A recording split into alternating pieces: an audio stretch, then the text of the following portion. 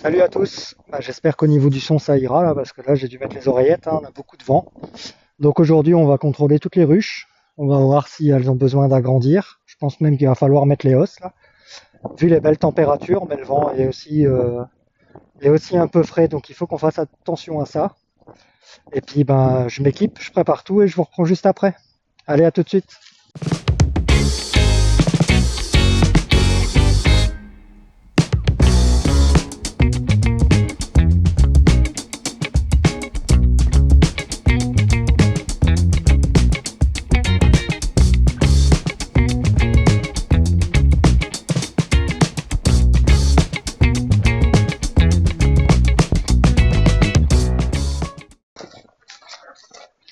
Voilà, on est parti.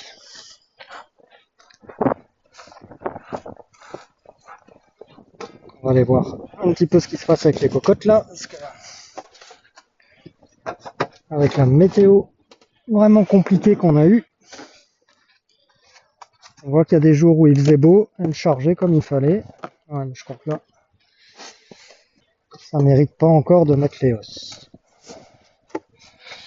Lui rajouter un cadre, oui, ça c'est sûr. Je fasse attention avec le vent là, parce que là, tout qui va s'envoler partout tout le temps. Ça va rentrer un petit peu de nectar, mais c'est pas non plus foufou.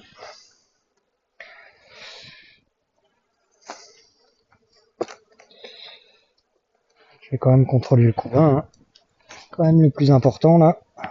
Juste aller vite à cause du vent.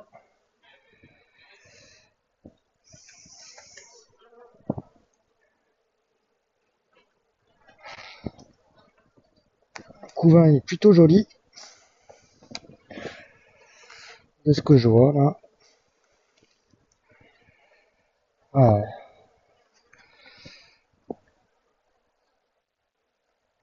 Elle est vraiment bien partie. Je commence à avoir des mâles. Ça c'est bien. Je vois quelques dodus.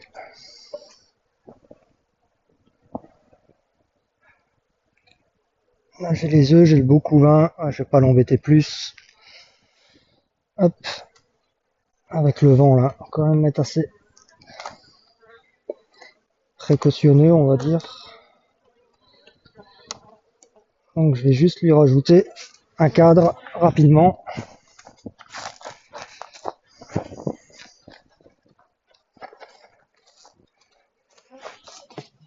Mais ce ruche là, il n'y a pas encore les hausses à mettre. Alors quelque part ça m'arrange. Préparer pour les autres, ça évitera de perdre trop de temps. Donc oui, quelque part ça m'arrange parce qu'ici c'est vraiment un rucher qui marche très bien à l'acacia. Donc mettre des hausses trop vite pour qu'après elle rentre du fleur dans la moitié ou dans un quart de la hausse. Le gros problème c'est que après quand on pense avoir de l'acacia et qu'on fait les analyses, c'est mélangé quoi. Et puis enlever des petits morceaux des hausses qui sont même pas remplis à un quart.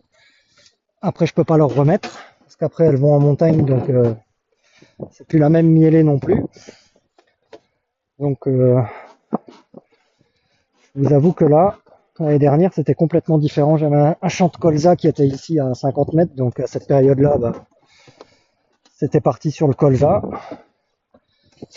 Mais par contre, elles ont réussi à bien me remplir les hausses juste avant l'acacia, donc en fait j'ai pas eu de mélange. C'était vraiment super quoi.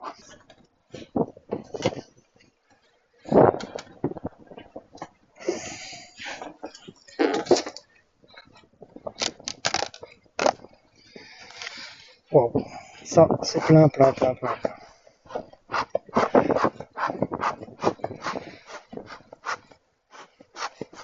Donc ça c'est le rucher que vous suivez, hein. De toute façon je vous fais suivre que 2 ruchers, parce que c'est plus facile à gérer que de suivre, de vous faire suivre tous mes ruchers là.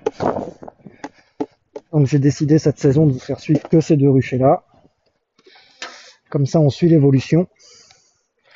Donc c'est le rucher où la dernière fois j'avais pas rajouté de cadre sur toutes, parce qu'il faisait encore froid, mais il y en a qui étaient déjà bien remplis. Et en fait, elle demande juste à être agrandie. Donc ça c'est cool. Dans celle-là, j'ai pas de couvain. Le couvain il commence ici. Donc ça c'est parfait. Donc je vais pouvoir lui mettre, comme je voulais, un cadre ici.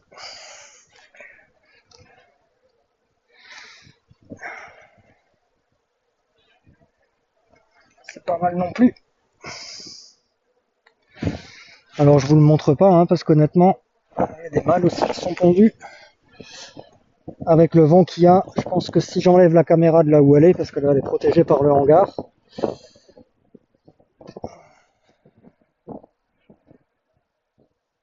et j'essaye de parler juste entre deux bourrasques de vent là, parce que du joli couvain. Attention les filles.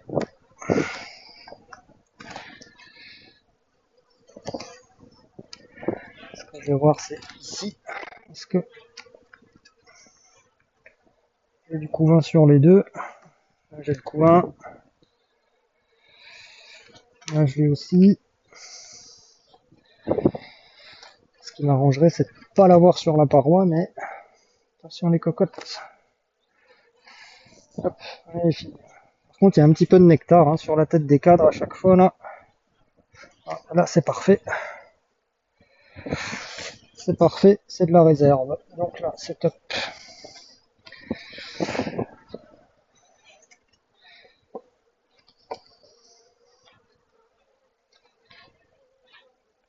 Donc en fait, quand je les agrandis comme ça, bah, après elles sont sur 10 cadres, donc là c'est sûr que la prochaine étape,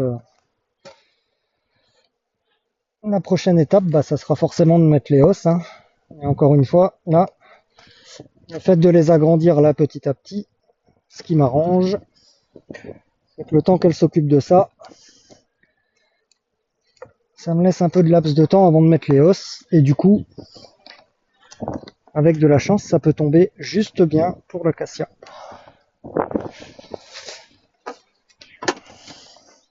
Il y a 2 ans, j'ai même testé quelque chose qui n'avait pas trop mal fonctionné. C'est-à-dire qu'en fait, elles étaient tellement bien remplies, limite de mettre des hausses. Alors, c'était pas par le colza, mais comme l'acacia approchait, je voulais surtout pas mettre les hausses. Je voulais attendre l'acacia pour pas qu'il y ait de mélange.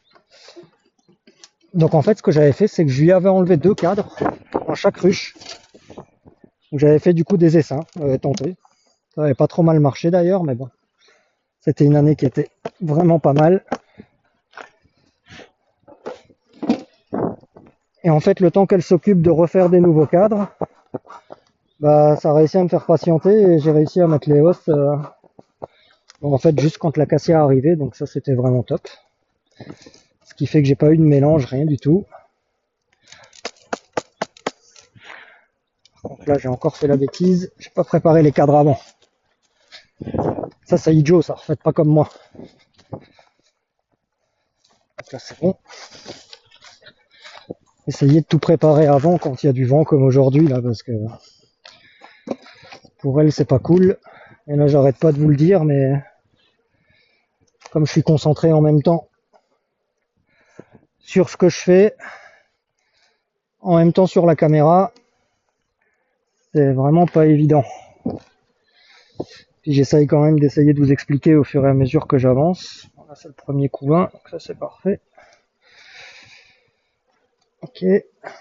Donc je sais que là vous êtes nombreux à commencer à poser les hausses, hein, selon vos régions, ou même ici dans ma région d'ailleurs. J'ai vu qu'il y en a qui l'ont fait.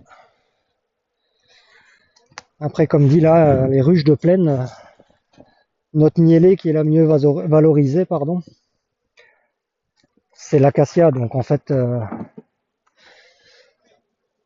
c'est elle qui va faire notre saison. Donc quand on arrive à avoir du bel acacia, bah pour tout ce qui est partie pleine, la saison est faite quoi. Parce qu'après le reste de fleurs il est pas aussi intéressant et puis au niveau valorisation c'est pas génial. Et on a une forte demande en acacia, donc on essaye vraiment de tout miser sur l'acacia. C'est pour ça que moi celle-là je les laisse faire l'acacia et après seulement je les bascule en montagne, mais pas avant.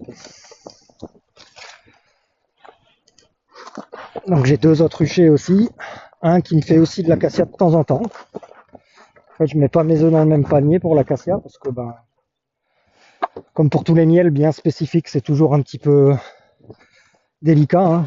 L'acacia en plus, généralement ça fleurit pendant la Sainte Glace.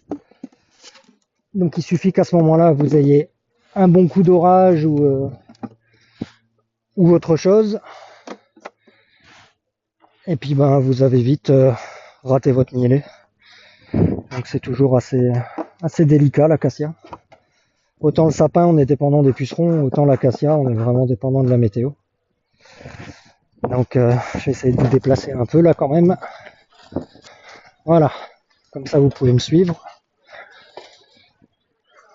Je vais même pas regarder si avec le vent la caméra elle vibrait fort ou pas. Allez les filles, ah, je sais qu'avec le vent c'est compliqué pour mettre la fumée là où il faut. Les gens ils vont penser que je vous mets des grosses doses de fumée alors qu'en fait c'est juste qu'avec entre deux bourrasques il faut que j'arrive à mettre là où il faut et c'est pas évident. Et puis mon enfumoir est tellement fatigué qu'il faut que je pompe énormément pour réussir à avoir de la fumée. Alors, qu'est-ce que tu donnes rapidement? Pareil, nourriture. Là t'as pas de couin donc ça c'est bien. Par contre ça rentre du nectar mais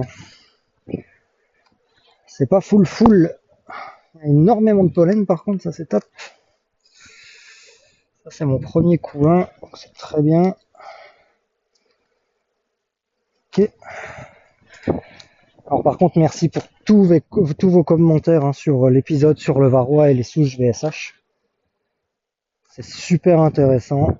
Il y a eu beaucoup d'informations de partager et tout, donc ça c'est vraiment le top du top. Vraiment, je vous remercierai jamais assez. Partager et échanger comme ça, c'est vraiment très enrichissant. Bon, là, j'avais déjà mis la dernière fois, donc il faut que j'en mette que un. Okay. Et j'encourage, parce que sur le cumul des deux chaînes, on est à 500 abonnés, ça y est. Mais j'encourage tous ceux qui sont abonnés à ma chaîne privée, donc la Ludo, de basculer sur les butineuses. Parce qu'en fait, on a eu beaucoup plus de commentaires, parce qu'il y a eu plus de vues sur celle des butineuses. Et du coup, malheureusement, ben, vous n'avez pas pu voir ces commentaires et pouvoir éventuellement échanger dessus, quoi. Sur ma chaîne privée, il n'y a eu que 5 commentaires. Alors que sur l'autre, on est à plus de 27 commentaires, je crois, si je dis pas de bêtises. Donc il y a vraiment eu des choses très intéressantes. Donc je vous encourage vraiment à vous abonner sur la chaîne des butineuses de Ludo. De toute façon, à terme, j'arrêterai la privée, quoi. C'était une erreur de ma part au départ. Mais je veux pas vous perdre du jour au lendemain. Donc je pense que je vais vous le rappeler plusieurs fois avant d'arrêter de mettre des vidéos sur la chaîne privée. Et puis au bout d'un moment, bah, par contre, j'arrêterai complètement, quoi. Et c'est vrai que ce serait top si les 200 abonnés que j'ai sur la chaîne privée pouvaient basculer sur les butineuses de Ludo.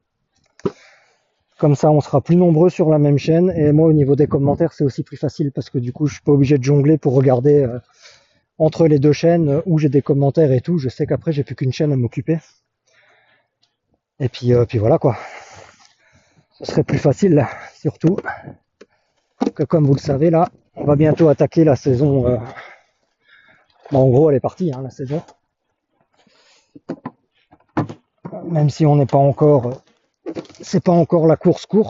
Quoique là, je vais quand même passer 2 jours,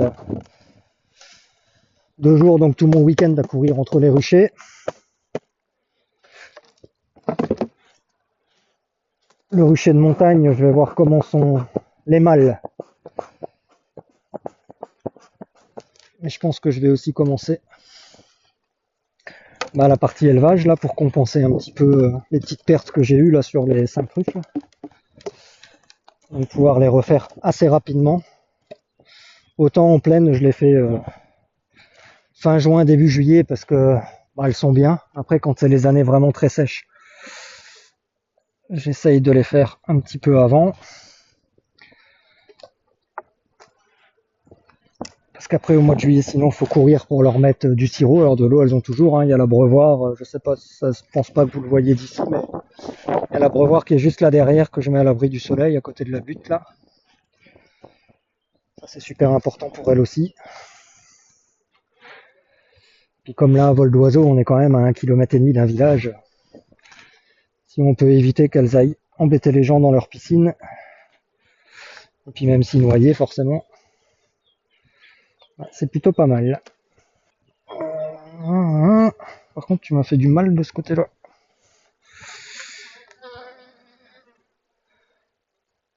Non, c'est bon. Ah si, j'ai du couvain là, j'ai du mal.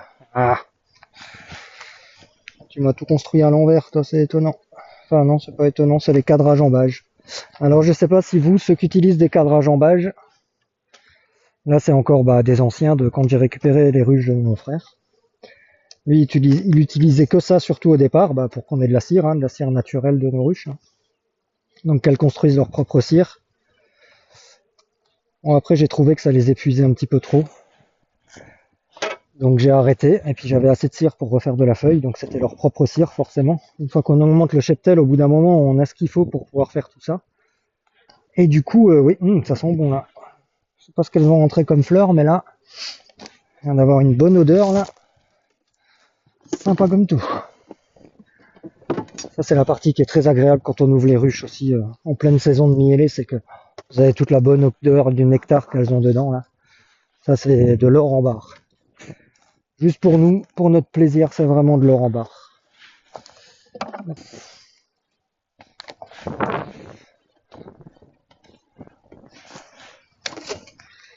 Oui, dites-moi avec les cadrages en bâge.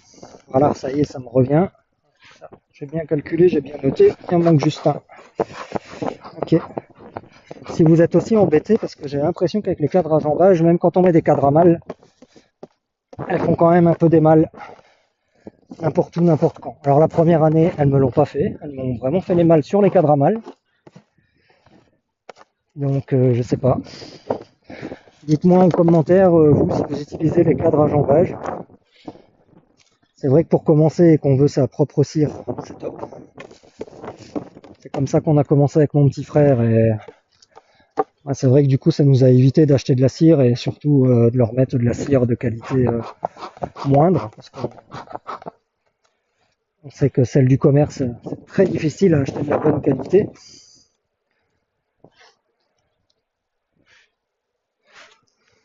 Ok, celle-là je vais même pas l'embêter plus.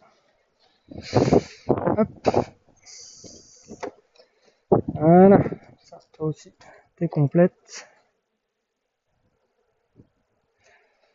Alors on prendra plus le temps quand c'est vraiment la bonne saison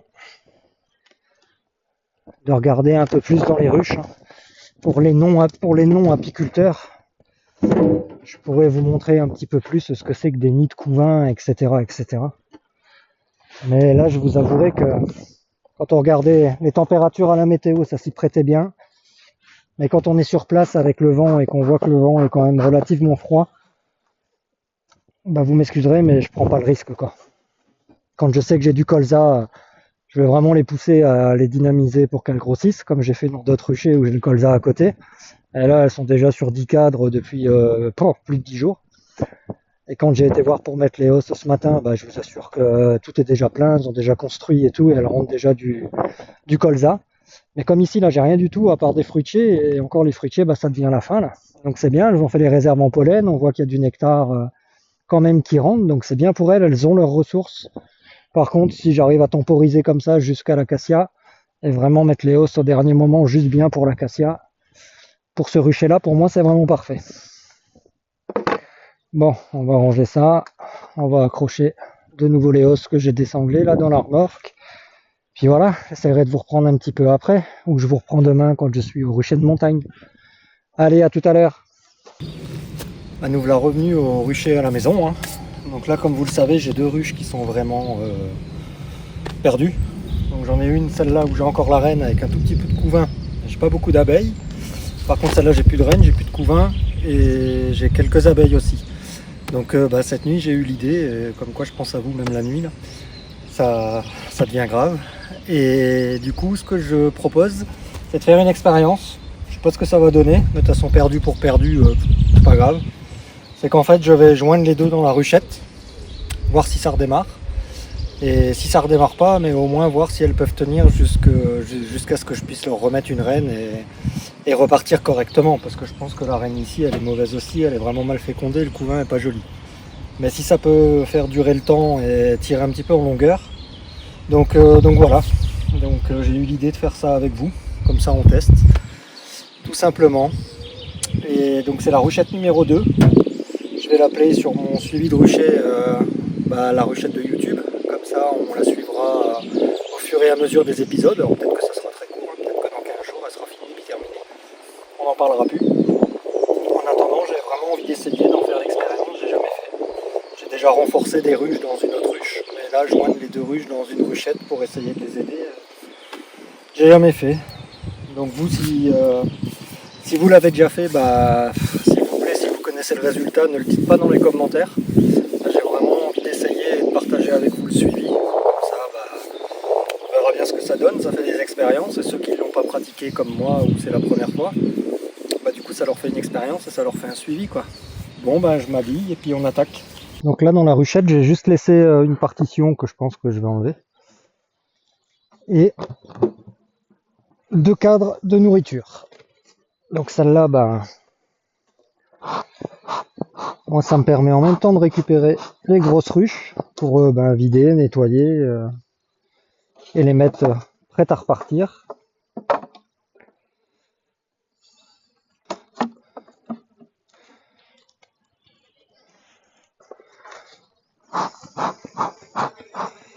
Surtout que celle-là est vraiment forte. Enfin forte. Il y a surtout plus de monde dans la ruche quoi.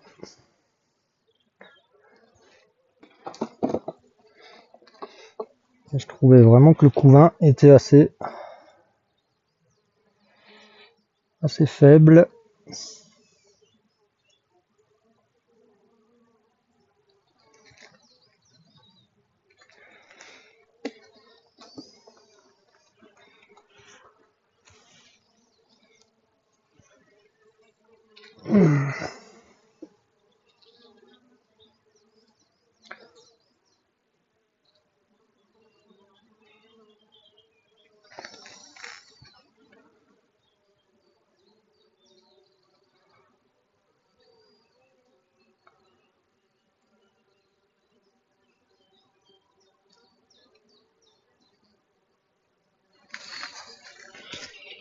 Là, j'ai beaucoup de mal de pondu. Alors, est-ce que c'est bourdonneux? Normalement, vu le caractère et vu comme elle bouge, c'est pas bourdonneux. Bon, là, je l'ai aussi, la reine, là.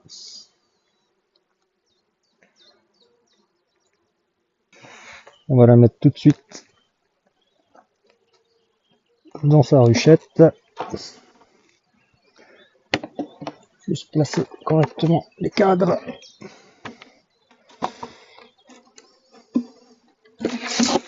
Enlever la partition. Donc je pense que je vous tourne le dos là, hein. Je suis désolé mais le soleil est pas du bon côté en plus.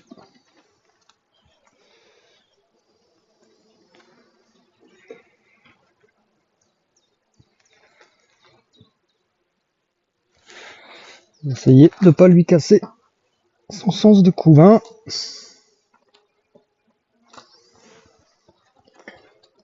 Voilà.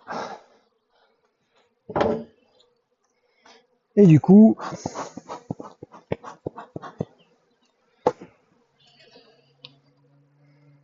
attention les cocottes.